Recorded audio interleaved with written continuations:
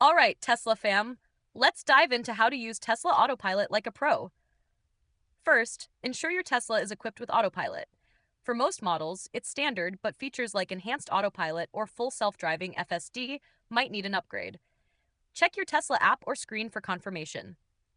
Next, activate Autopilot by double-tapping the right stalk on the steering column or the gear selector for older models.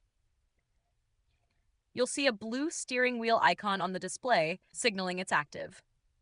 Autopilot handles steering, acceleration, and braking within its lane. Remember, you must keep your hands on the wheel and remain attentive at all times.